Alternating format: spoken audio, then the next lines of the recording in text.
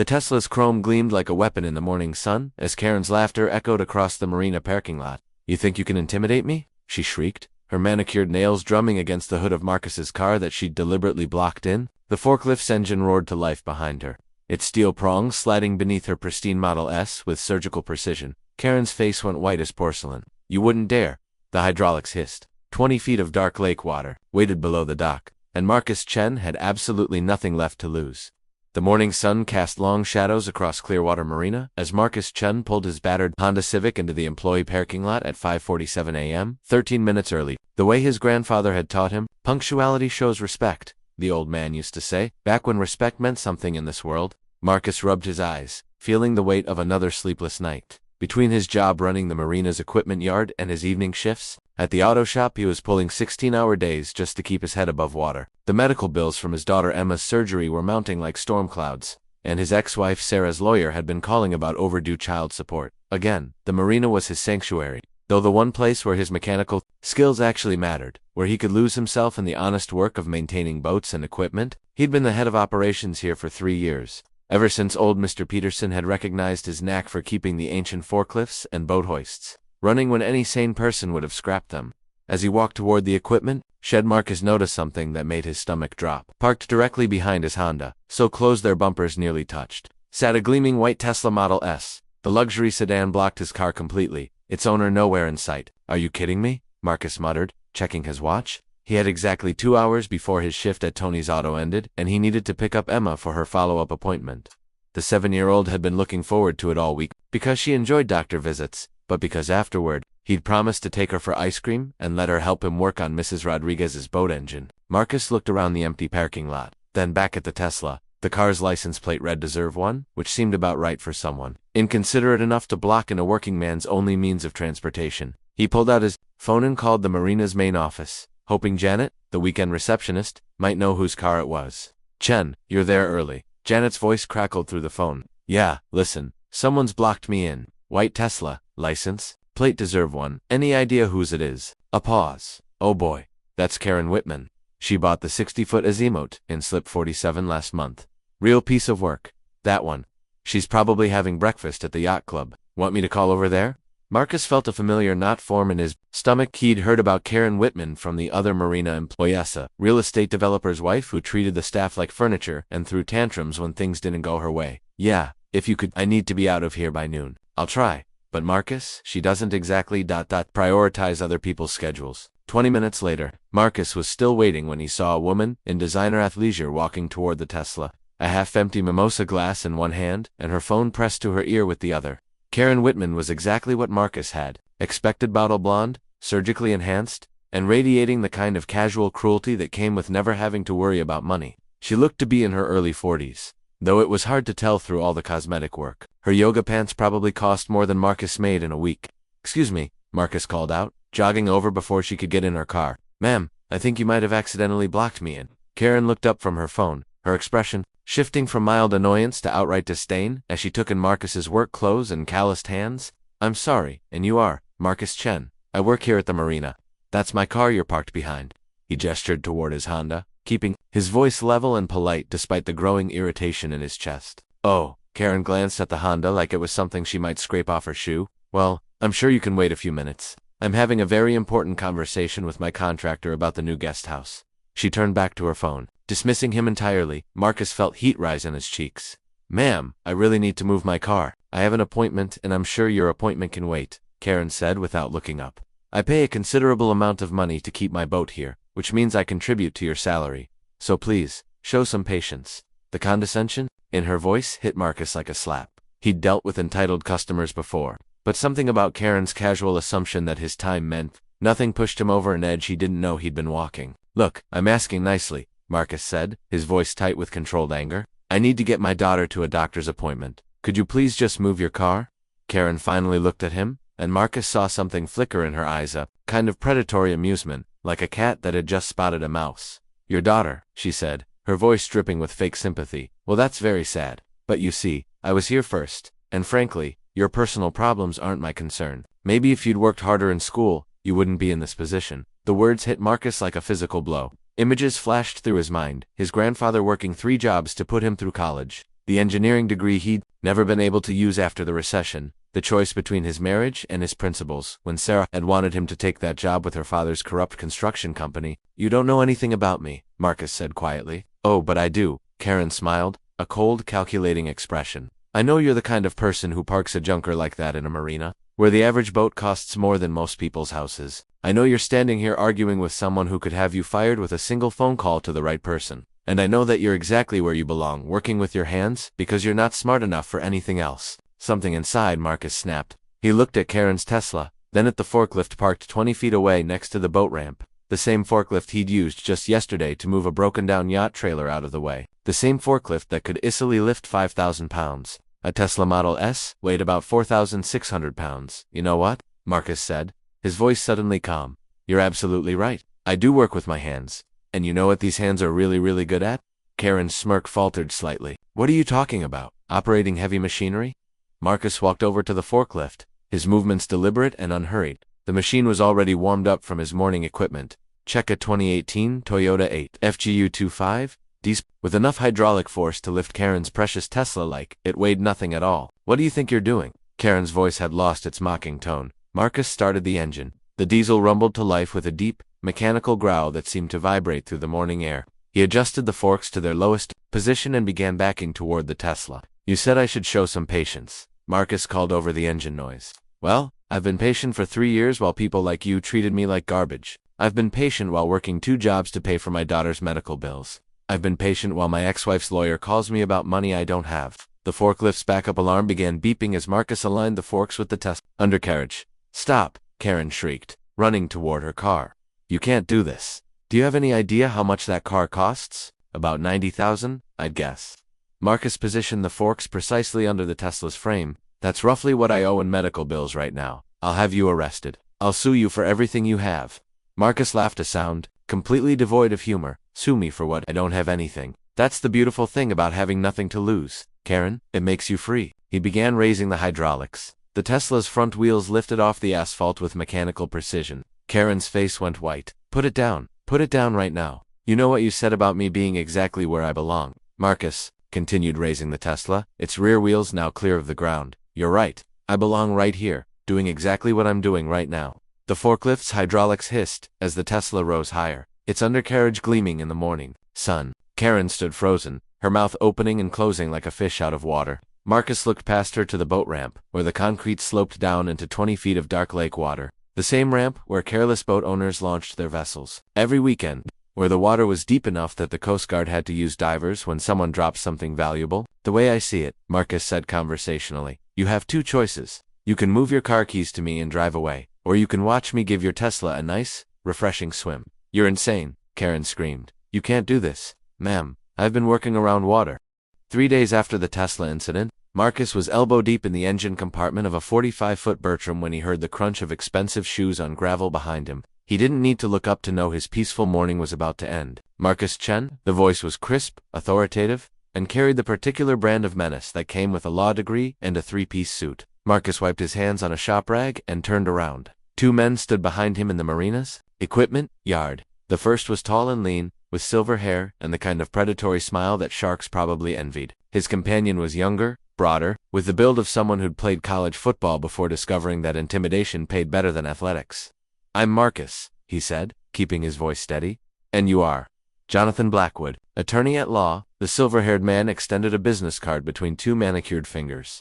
"This is my associate, Mr. Patterson. We represent the interests of Richard and Karen Whitman." Marcus glanced at the business card. Fixed stock, raised lettering, probably costs more per card than most people spent on lunch, let me guess. "They want an apology." Blackwood's smile widened, showing teeth so white they looked artificial. "Oh no, Mr. Chen.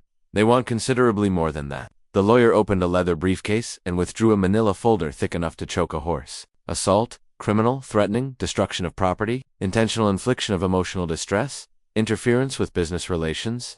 He flipped through pages with theatrical precision. "And those are just the criminal charges we're prepared to file. The civil suit will be, shall we say, comprehensive." Marcus felt his stomach drop, but kept his expression neutral. "I never touched anyone, and the car wasn't damaged." "Ah, but you threatened to damage it, didn't you?" Blackwood's eyes glittered. "In front of multiple witnesses, with what any reasonable person would consider a deadly weapon." "A forklift isn't a weapon," Tell that to the insurance investigators who'll be reviewing the marina's liability coverage. Patterson spoke for the first time, his voice a low rumble. Amazing how quickly these places can lose their operating permits when the right people start asking the right questions. The implication hit Marcus like a sledgehammer. If the marina lost its permits, everyone who worked there would lose their jobs. Janet at the front desk, old Miguel who maintained the docks, the seasonal workers who depended on summer employment to make it through the winter, all of them would suffer because of his moment of defiance. "What do you want?" Marcus asked quietly. Blackwood snapped the folder shut. "Mrs. Whitman has been suffering from severe anxiety since your little stunt. She's been unable to sleep, afraid to drive her car, traumatized by the thought that any moment some unhinged manual laborer might decide to terrorize her again. She blocked my car and called me stupid. She engaged in a minor parking inconvenience," Patterson corrected. "You responded with what any jury will see as an act of domestic terrorism." Marcus wanted to laugh at the absurdity, but the cold calculation in both men's eyes killed any humor he might have felt. These weren't just lawyers, they were predators who'd found wounded prey. "The Whitmans are prepared to be reasonable," Blackwood continued. "They understand that you're a man of limited means with a sick child. They don't want to destroy your life completely." How generous of them indeed. "Here's what they're offering. You resign from your position here immediately. You sign a confession acknowledging your criminal behavior and agreeing never to contact the Whitmans again. You pay for Mrs. Whitman's therapy sessions. We estimate 6 months at $300 per session should be sufficient. And you make a public apology, acknowledging that your actions were those of an unstable individual who should never have been trusted with dangerous equipment." Marcus stared at the two men, feeling the weight of impossible choices settling on his shoulders. Resign from the marina, and he'd lose his primary income. The auto shop job barely covered rent, let alone Emma's medical expenses. Pay for Karen's therapy, and he'd be financially ruined for years. "And if I refuse? Then we file all charges, civil and criminal. We sue the marina for negligent supervision. We make sure every employer in a 50-mile radius knows exactly what kind of person you are." Blackwood's smile never wavered. "Your daughter's medical needs will become considerably more challenging to meet from a prison cell." The mention of Emma sent a surge of rage through Marcus's chest, but he forced himself to remain calm. These men were experts at provocation, wanted him to lose his temper and give them more ammunition. "I need time to think about it." "Of course." Blackwood checked his Rolex. "You have until 5 o'clock today. After that, the offer expires and we proceed with the full legal assault." The two lawyers turned to leave, but Patterson paused and looked back. "Oh, and Chen, just so we're clear, if you're thinking about running to the media or trying to make yourself look like some kind of folk hero, think again. We have video footage from the marina's security cameras, edited properly. It'll show exactly what we want it to show." After they left, Marcus stood alone in the equipment yard, the manila folder heavy in his hands. Around him, the marina continued, its daily rhythm boats coming and going, tourists taking photos, the summer sun painting everything in deceptively cheerful colors. He walked to the small office he shared with 2 other employees and called his ex-wife Sarah. "It's Marcus. We need to talk." "Jesus, Marcus, what time is it?" "I'm at work." "I know. I'm sorry, but this is important. It's about Emma." The change in Sarah's voice was immediate. "What's wrong? Is she okay?" "She's fine, but I might be facing some legal trouble, and I need you to know that her medical care won't be interrupted." "Legal trouble? What kind of legal trouble?" Marcus gave her the abbreviated version, leaving out the more humiliating details but making sure she understood the seriousness of the situation. "You lifted someone's car with a forklift." Sarah's voice rose an octave. "Marcus, what the hell were you thinking?"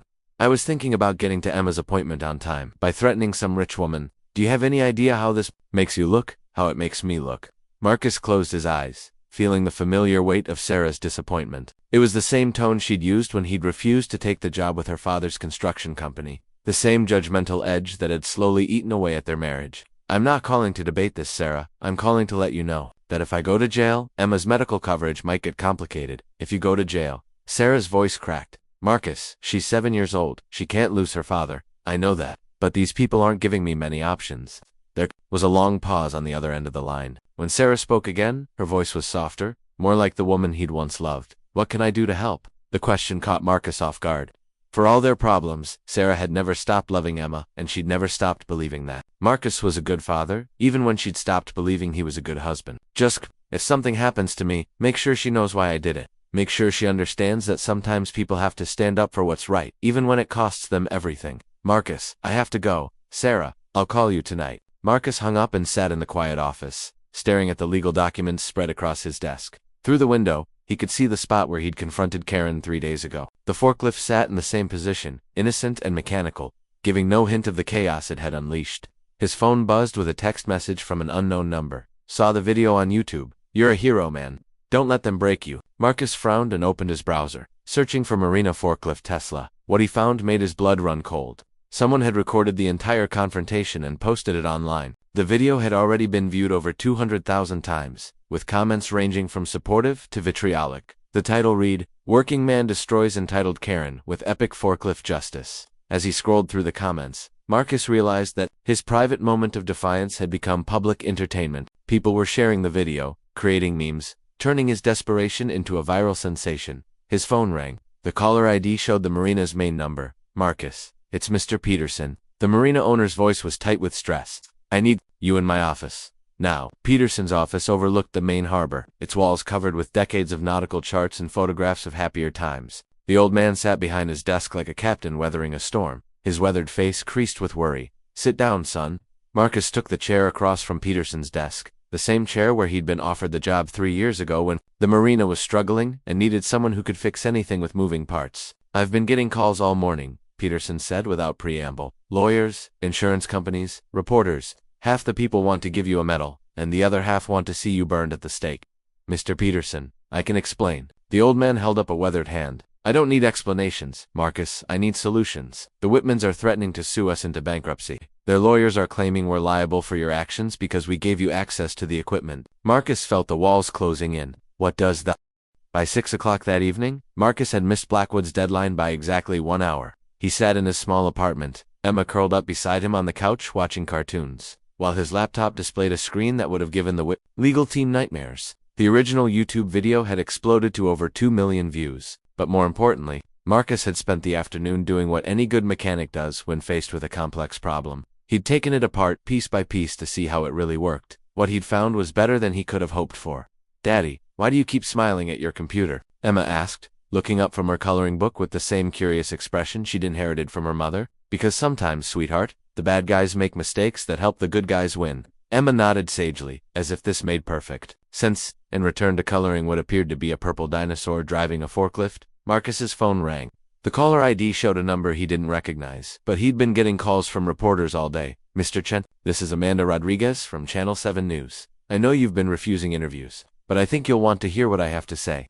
I'm not interested in. We have security footage from the Marina that shows everything leading up to your confrontation with Mrs. Whitman, the unedited version." Marcus sat up straighter. "What do you mean, unedited?" "I mean the version the lawyers don't want anyone to see. The version that shows Mrs. Whitman deliberately blocking your car, laughing about it, and saying some truly vile things to you before you ever went near that forklift." Marcus felt his pulse quicken. "How did you get that footage?"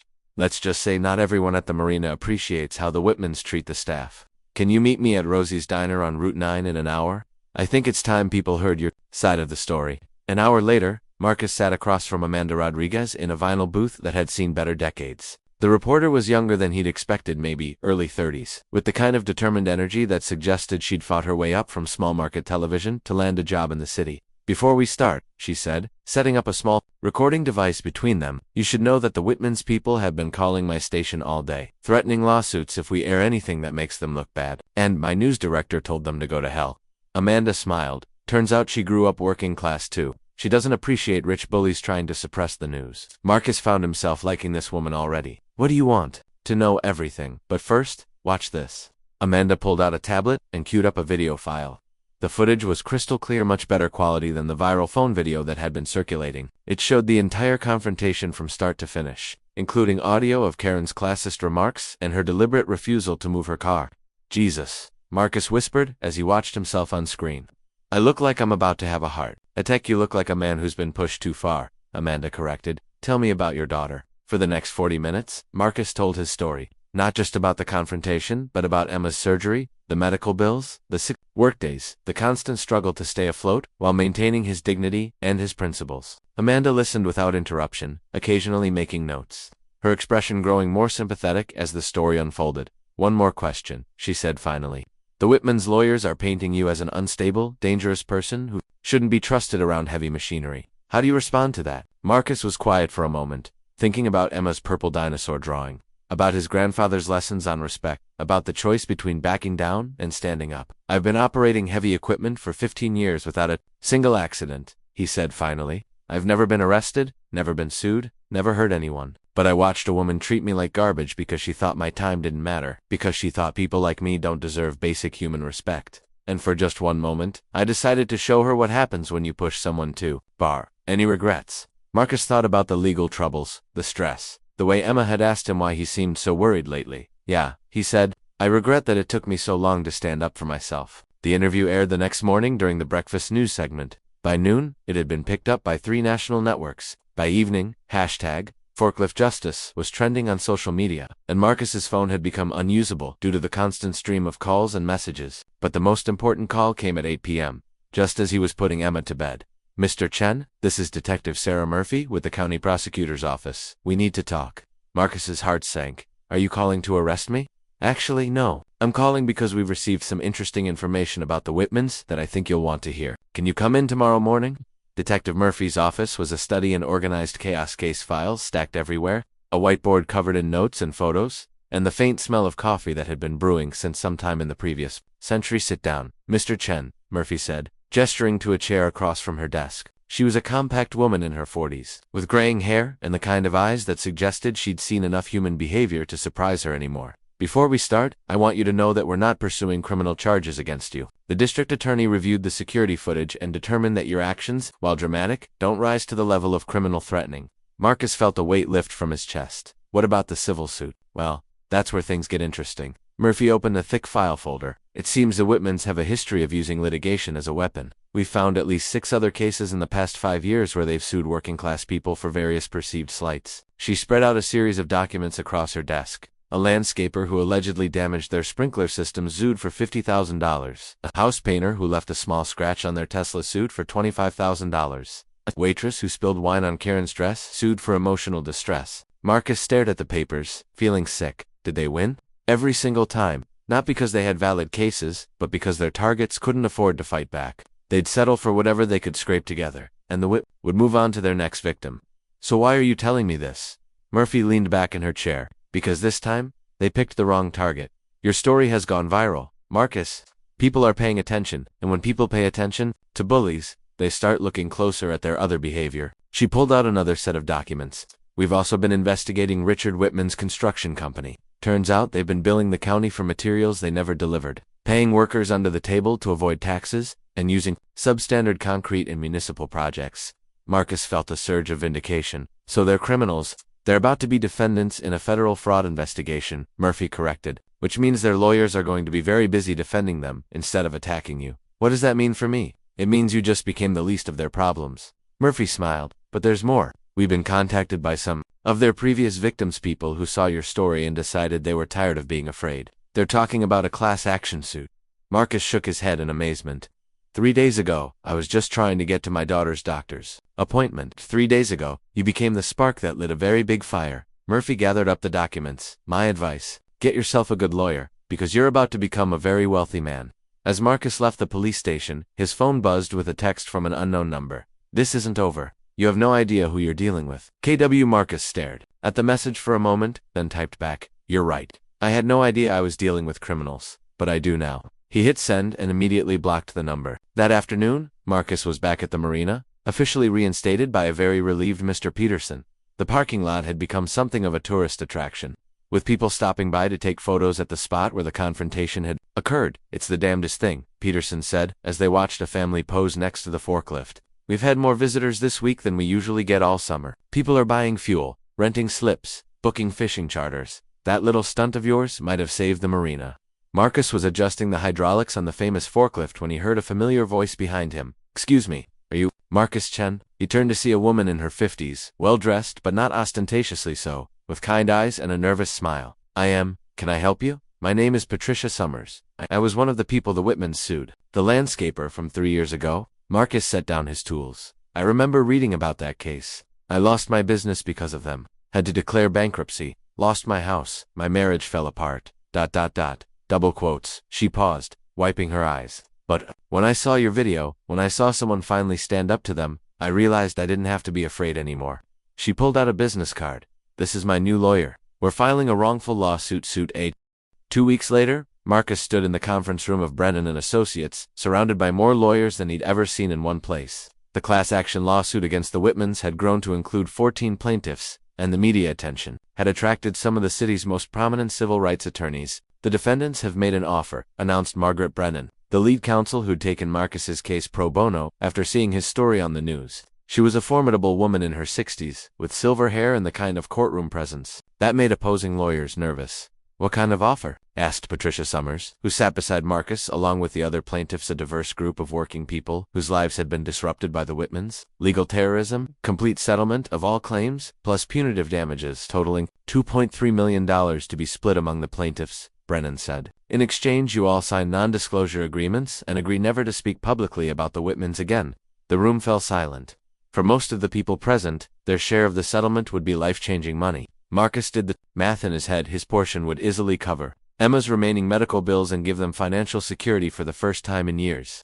"There's one catch," Brennan continued. "They want Marcus to make a public apology, acknowledging that his actions at the marina were inappropriate and that the Whitmans are good people who were unfairly maligned by social media." "Absolutely not," Marcus said immediately. "Marcus," Patricia said gently, "this is a life-changing amount of money for all of us. I know. But taking their money and pretending they're victims? That's exactly how they've gotten away with this for years. They hurt people, then pay them to stay quiet about it." Margaret Brennan studied Marcus with something that might have been respect. "You understand that if we reject this offer and go to trial, you could end up with nothing.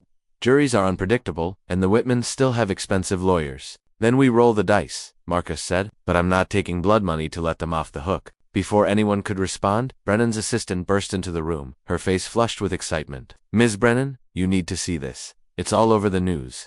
She handed over her tablet, which displayed a breaking news banner. "Whitman, construction CEO arrested in federal corruption probe." The room erupted as everyone crowded around the screen. The news footage showed Richard Whitman being led away in handcuffs from his downtown office, while FBI agents carried boxes of evidence to waiting vehicles. "Holy shit," someone whispered. "The investigation moved faster than anyone expected," the assistant explained. "They found evidence of tax evasion, bribery of city officials, and fraudulent billing going back over a decade. Richard Whitman is looking at 20 years in federal prison."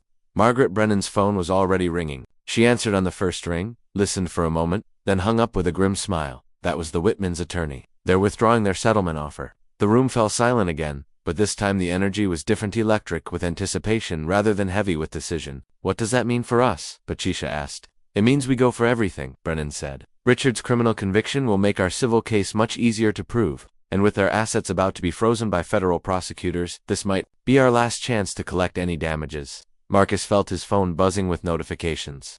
The story was exploding across social media again, with hashtag Forklift Justice trending alongside hashtag Whitman arrested. But this time, he wasn't the focus. He was just the man who'd lit the fuse that exposed years of corruption.